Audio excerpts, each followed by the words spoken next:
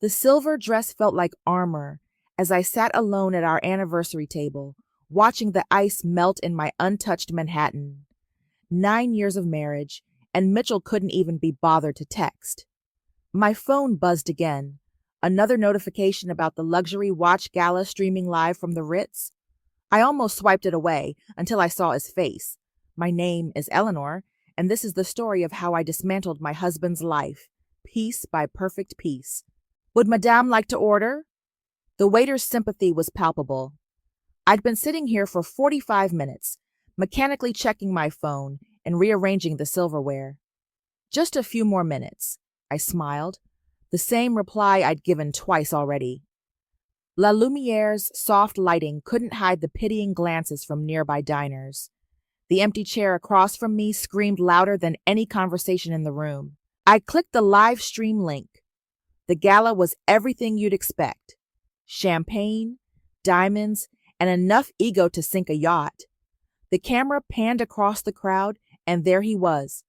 My husband, Mitchell, CEO of Sovereign Timepieces, looking devastatingly handsome in his tailored Armani. The same suit I'd helped him pick last week. But it wasn't the suit that made my hand shake. It was the woman on his arm, Blair, his PR director. She wore red, her laugh tinkling as she touched his sleeve. And there, catching the light as he turned, was the vintage Cartier necklace I'd given him for our 5th anniversary. Mrs. Williamson? The waiter again. There's been a call from Mr. Williamson's office. He's been detained at work and sends his deepest apologies. I nodded, my smile never wavering. Of course he has. I stood up, gathering my clutch. Please charge the drinks to our usual account. Outside, the September air bit at my bare shoulders. I opened my rideshare app, then paused. Instead, I pulled up another screen, a tracking interface I'd installed months ago. The blinking dot showed Mitchell's location perfectly aligned with the gala. But it was the second screen that made me smile. The one tracking his favorite Rimowa suitcase, the one he never traveled without. My phone buzzed with a text from Mitchell. Working late, love. Rain check on dinner? Make it up to you tomorrow, X. I typed back, no problem. Hope the presentation goes well. The suitcase tracker pinged. It was on the move, leaving the Ritz. But Mitchell's phone was still there. I watched as the suitcase signal traveled across town, finally stopping in what I knew was Blair's neighborhood. Another ping, this time from the micro recorder hidden in the suitcase's lining. Audio uploading. I slipped in my earbuds. God, that was close. Mitchell's voice, slightly breathless. Eleanor still thinks I'm at the office. Blair's laugh, closer to the recorder now. You really should be more careful with that wife of yours. She's smarter than you give her credit for. Please. Eleanor's too trusting for her own good. Besides, she's probably still sitting at La Lumiere, reorganizing the silverware like she always does when she's nervous. My fingers tightened around my phone. 9 years of marriage, and that's all he thought of me. Some naive, anxious woman who reorganized silverware.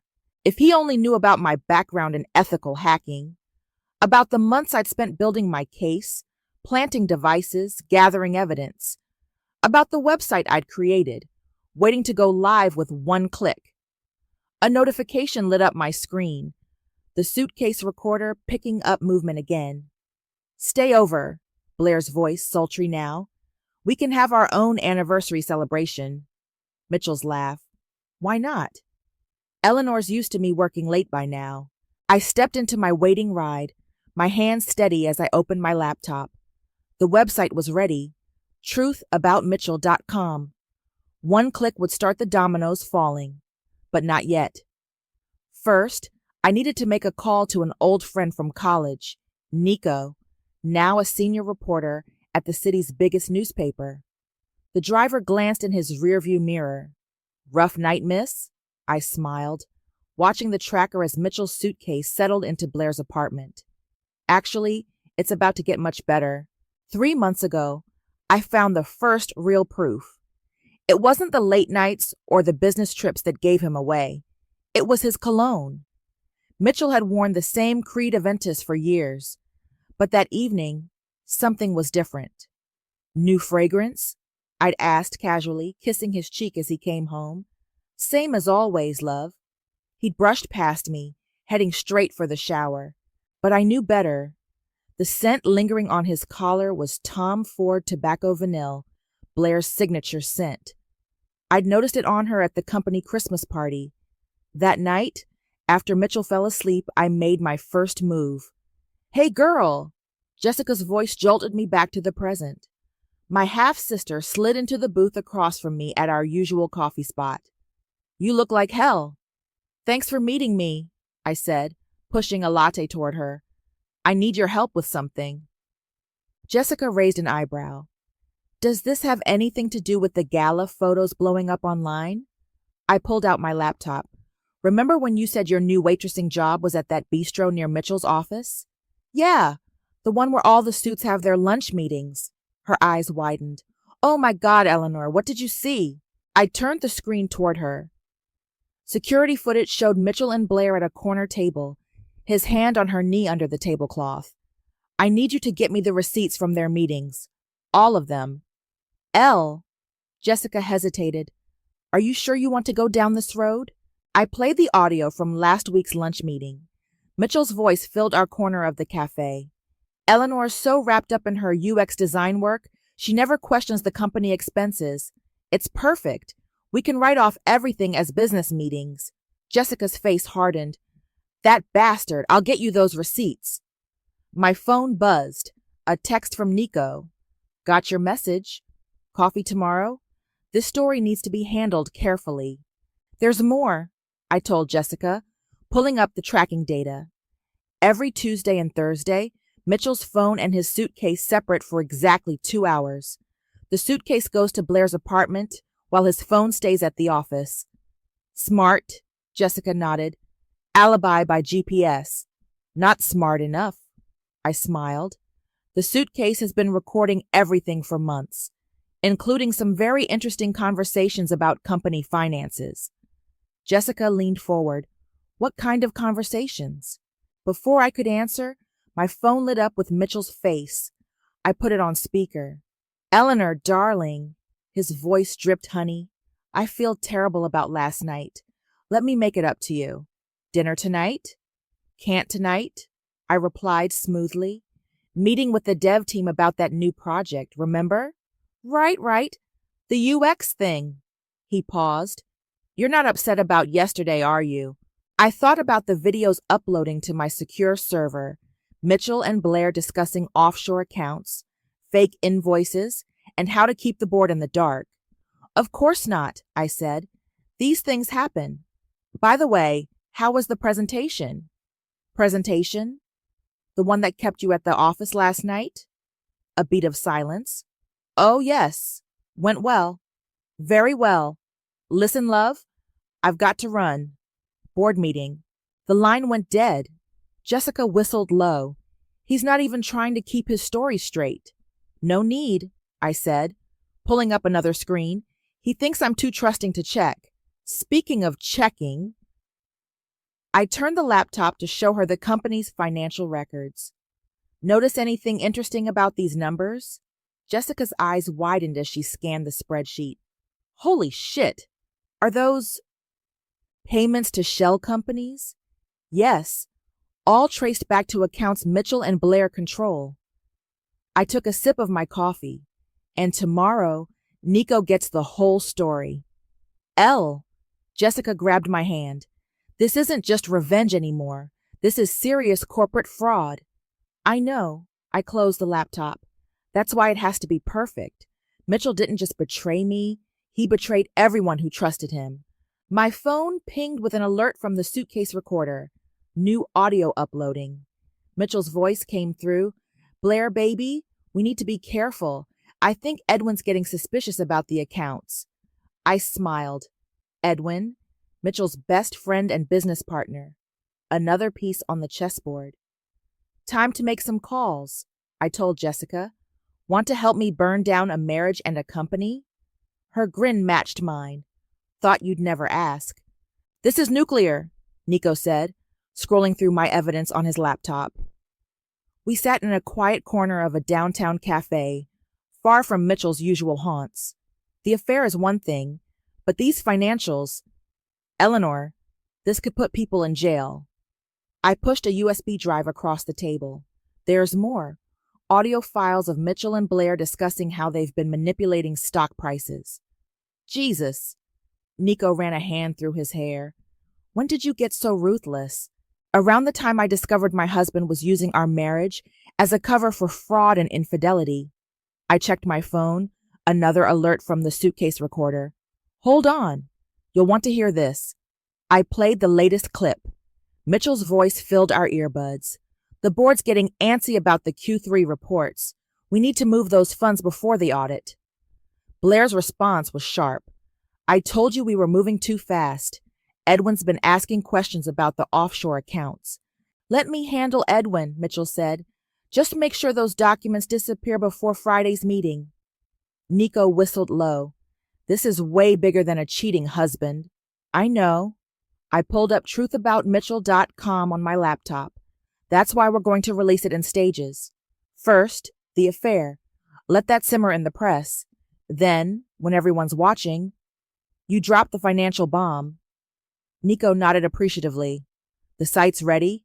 Just needs your touch. Make it look like an anonymous whistleblower, not a scorned wife. My phone buzzed. Jessica calling. Elle, you need to see this. Blair just walked into my restaurant with Edwin. They look cozy. What?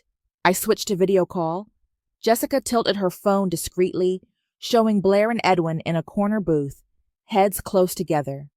They're definitely not discussing work, Jessica whispered. Want me to get closer? Yes, but be careful. I turned to Nico. Looks like we might have another player in this game. Jessica's voice came through clearly. Got it. They're talking about Mitchell. Edwin's saying something about evidence and protection. Record everything, I told her. This could be useful. Suddenly, my laptop pinged. An email from Edwin himself. Eleanor, we need to talk, privately. It's about Mitchell and the company. Please don't ignore this. Well, Nico leaned back. Looks like the rats are starting to jump ship. I drafted a quick reply to Edwin. Tomorrow, 10 a.m., Riverside Park. Come alone. Another alert from the suitcase. Mitchell was on the move. I tracked him leaving his office, heading not to Blair's place or home, but toward his mother's house in the suburbs. Vivian, I muttered. He always runs to Mommy when he's scared. Speaking of scared, Nico said, are you ready for what happens when this goes live? There's no going back. I opened my email and clicked send on a pre-written message to Blair. Attached was an audio file of Mitchell mocking her to his friends, calling her a convenient distraction, and laughing about her career aspirations. Now we wait, I said, watching the delivery confirmation pop up. My phone exploded with notifications. Blair had opened the email. 3 missed calls from Mitchell followed immediately after. Then a text from Blair to Mitchell that my spyware intercepted. You bastard, how dare you? We need to talk. Now. Perfect timing, I smiled. Blair should be getting that right as she's sitting with Edwin. Nico shook his head. You've thought of everything, haven't you? Almost. I pulled up the website's admin panel. Just need one more piece. Jessica? Yeah? Her voice crackled through the phone. Take a photo of Blair and Edwin together. Make it look accidental. On it, sis. I turned to Nico. Ready to break the story of your career? He cracked his knuckles and opened his laptop. Let's make it sing. As we worked, my phone lit up with a final text from Mitchell. Working late again, love. Don't wait up. I typed back, no problem. Sweet dreams. Then I hit the button to make truthaboutmitchell.com go live. Within minutes, the first anonymous comment appeared. Wait, isn't this the CEO who was just at the charity gala? Someone needs to send this to the board. I smiled at Nico. And so it begins. The morning sun cast long shadows across Riverside Park as I spotted Edwin pacing near the fountain. Dark circles under his eyes suggested he hadn't slept much. Neither had I, but for different reasons. I'd spent the night watching truth about Mitchell.com explode across social media. "Eleanor!" Edwin called out, his voice strained. "Thank God you came." "You have 5 minutes," I said, keeping my distance. "Talk." "Mitchell's going to destroy everything." He ran his hands through his disheveled hair. "The company, our reputations, everything. But I have proof. Proof that could stop him." My phone buzzed in my pocket. Nico's article had just gone live. I kept my face neutral. "What kind of proof?" "Financial records, emails, recorded conversations."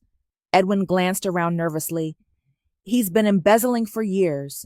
Blair helped him set up the offshore accounts, but I found out and you've been blackmailing him," I finished.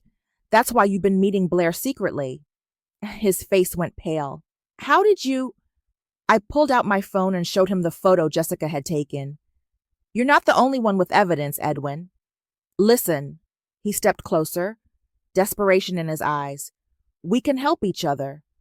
I know things about Mitchell that would destroy him, like the fact that he's been sleeping with Blair for 18 months, or that he's been funneling company money through shell corporations in the Caymans." I smiled as his jaw dropped.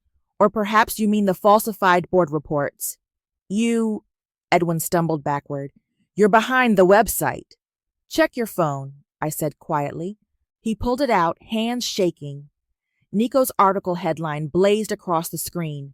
"Sovereign Timepieces, CEO Mitchell Williamson accused of fraud and misconduct. Multiple sources come forward." "It's over, Edwin." I stepped closer. "The SEC has been notified. The board is meeting in emergency session right now. Mitchell's probably getting the news as we speak." On cue, my phone rang. Mitchell's face flashing on the screen. I answered on speaker. "Eleanor!" His voice was frantic. "Where are you? There's been a terrible mistake. These accusations, these lies. Are they lies, Mitchell?" I kept my voice steady. "Because I'm standing here with Edwin, and he seems to think they're true." Silence. Then, "Edwin? Edwin? You backstabbing son of a—" "It's done, Mitchell," Edwin cut in. "The truth's out. I'm not going down for your crimes." My phone pinged with a text from Jessica. "Blair just walked into the SEC office building." "Oh, and Mitchell," I added sweetly, "you might want to call your girlfriend. She's making a deal with federal investigators as we speak." "You don't understand." Mitchell's voice cracked. "I did this for us, for our future." "No," I interrupted. "You did this for yourself. Check your email." I hung up as another notification lit up my screen. Mitchell opening the email containing every recorded conversation, every secret meeting, every lie he told me over the past year. Edwin stared at me with a mixture of fear and admiration. "What happens now?" "Now?" I showed him the latest update. Sovereign stock plummeting in pre-market trading. "Now you go to the SEC and tell them everything. Maybe they'll be lenient." "And if I don't?" I pulled up another screen. Security footage of him and Blair discussing their own scheme to blackmail Mitchell. "Then this goes public next." He nodded slowly. "You've thought of everything, haven't you?" "Almost." I turned to leave, then paused. "Oh, and Edwin, Mitchell's mother, Vivian, is about to release a statement to the press. Apparently, she's shocked and appalled by her son's behavior. Funny how quickly people abandon a sinking ship." My phone buzzed again. Mitchell calling for the 5th time. Instead of answering, I opened my rideshare app. Time to head home and watch the aftermath unfold.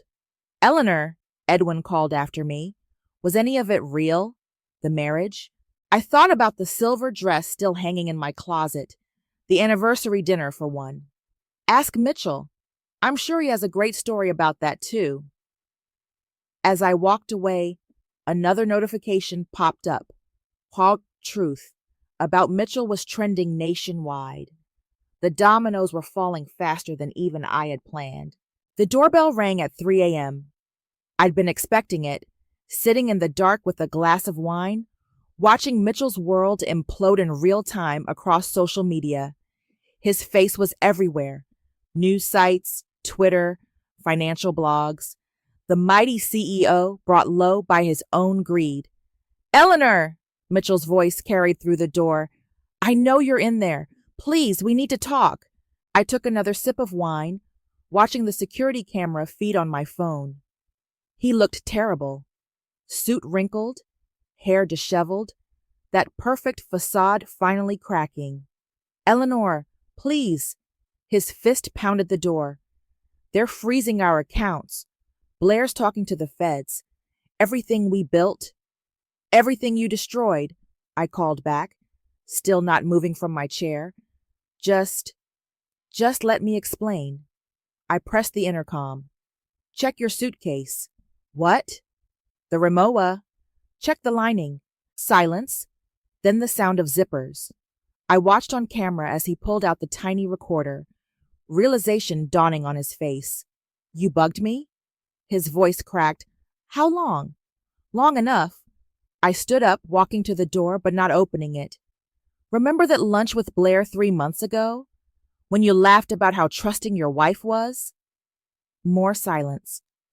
Or maybe the call with your offshore banker. The one about moving funds before the audit? Eleanor! His voice was barely a whisper now. You don't understand what you've done. Actually, I do. I leaned against the door. Your mother called, by the way. She's cutting you off.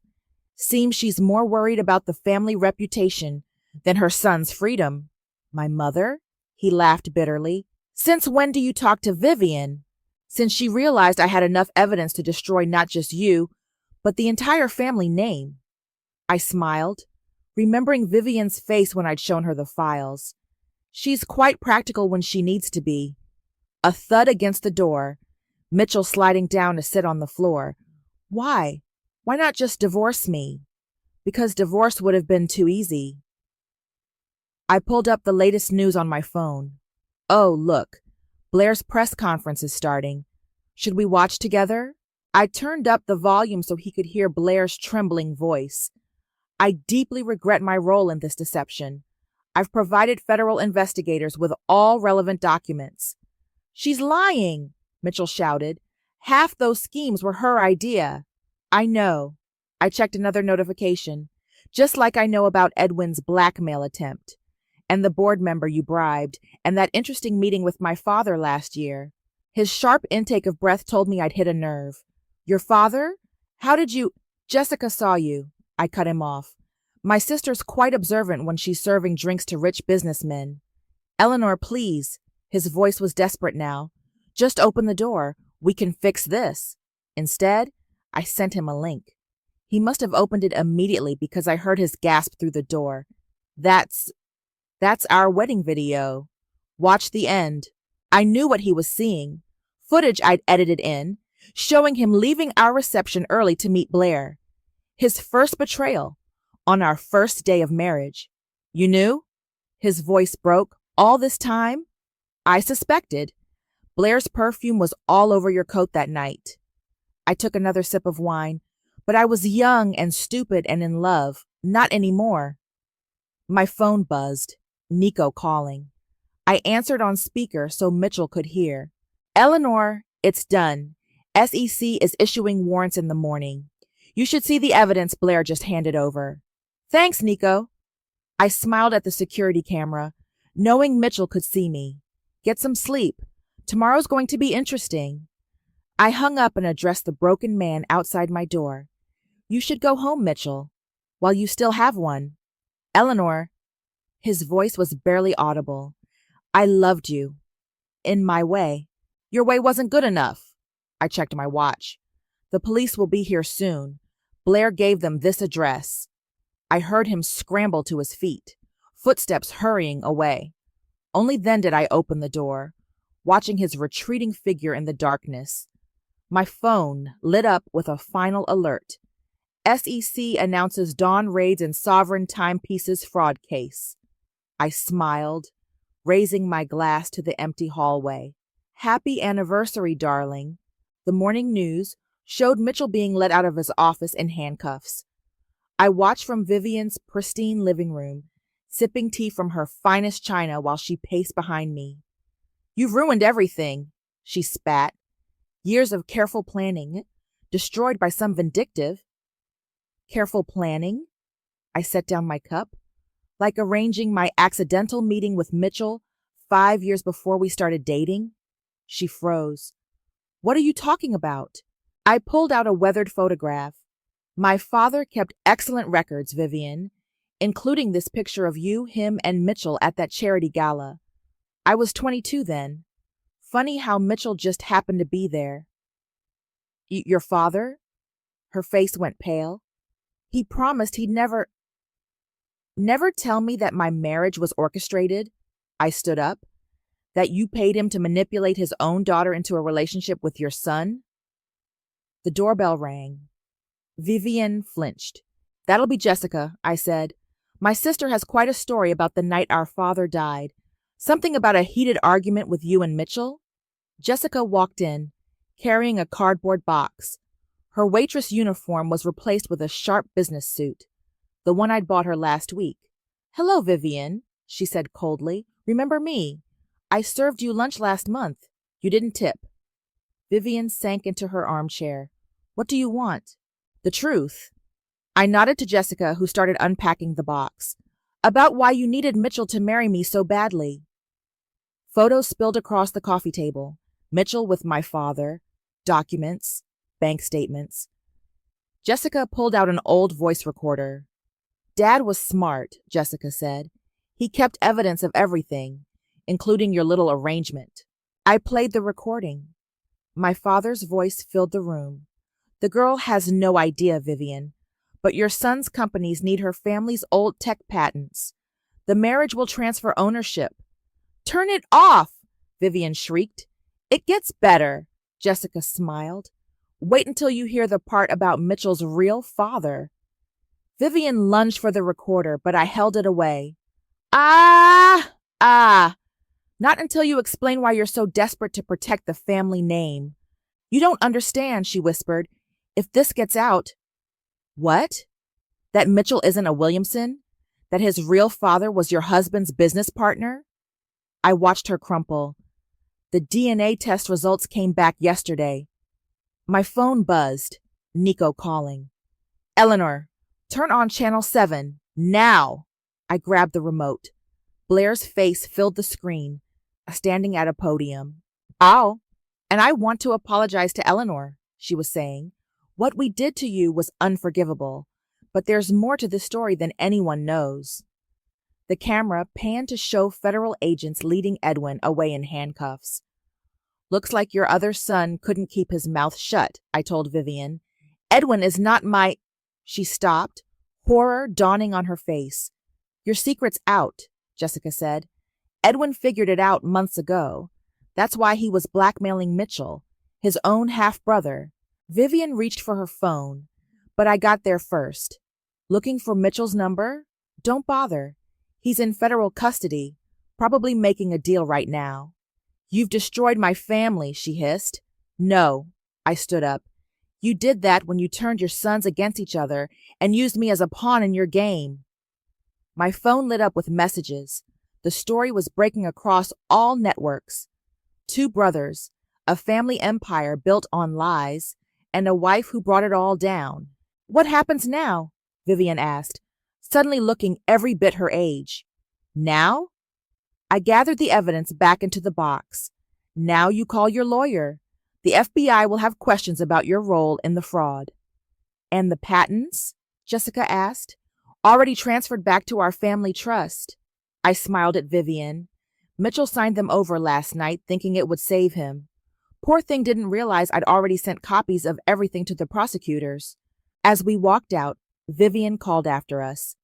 Eleanor, the recording, please. I turned back. Keep your tea set, Vivian.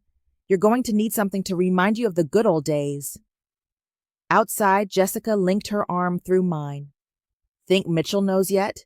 About Edwin? He will. I checked my phone. Another news alert. Right about now. We walked away as sirens approached Vivian's house. Behind us, a family legacy crumbled into dust. Are you sure about this? Nico adjusted my microphone as the TED Talk stage crew bustled around us. Once you go public, there's no going back. I'm done hiding. I smoothed down my red dress, the same shade Blair had worn at the gala.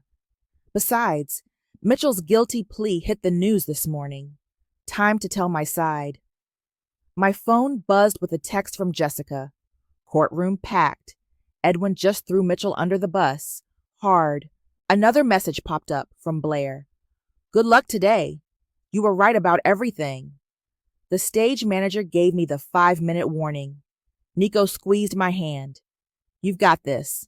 I stepped onto the stage, facing hundreds of expectant faces and rolling cameras. My name is Eleanor, and this is a story about trust, betrayal, and the unexpected power of paying attention. The audience leaned forward as I continued. 9 years ago, I married a man who would become one of the most notorious fraudsters in recent history. What he didn't know was that his biggest mistake wasn't the embezzlement or the affairs. It was underestimating his wife. My phone vibrated in my pocket. Mitchell calling from detention. I declined it without breaking stride. Ladies and gentlemen, let me tell you about the night I sat alone at my anniversary dinner, watching my husband live stream his infidelity to the world. The next 20 minutes flew by. I detailed the surveillance, the evidence gathering, the careful orchestration of Mitchell's downfall. The audience gasped at the revelation of the brothers' rivalry, laughed at Mitchell's obliviousness to my tech skills, and fell silent at the depth of Vivian's manipulation. But this isn't just about revenge, I concluded. It's about reclaiming your power, about turning from victim to victor, about... The emergency exit door burst open. Vivian stormed down the aisle, security guards trailing behind her. Liar, she screamed. You gold-digging little... Perfect timing, I smiled into the microphone. Ladies and gentlemen, meet Vivian, the woman who orchestrated an entire marriage to steal family patents. The camera swung to capture her rage. You have no proof. Actually, I nodded to the tech booth. The screen behind me filled with documents, photos, bank transfers. I have everything, including the DNA test proving both Mitchell and Edwin are your husband's partner's sons. Security finally reached her, but the damage was done. Social media was already exploding with clips of her outburst. My phone lit up again. Jessica, OMG, turn on the news. Edwin just implicated Vivian in Dad's death. I held up my phone to the audience. Breaking news, everyone. Seems the family matriarch has some explaining to do about my father's convenient accident 7 years ago. Vivian went limp in the security guard's arms. The audience erupted in gasps and murmurs. And that, I said into the sudden quiet, is why you should never underestimate a woman with a background in ethical hacking and a score to settle. The standing ovation was deafening. As I walked off stage, Nico met me with the tablet showing the live news coverage. Edwin's testimony is destroying them, he said.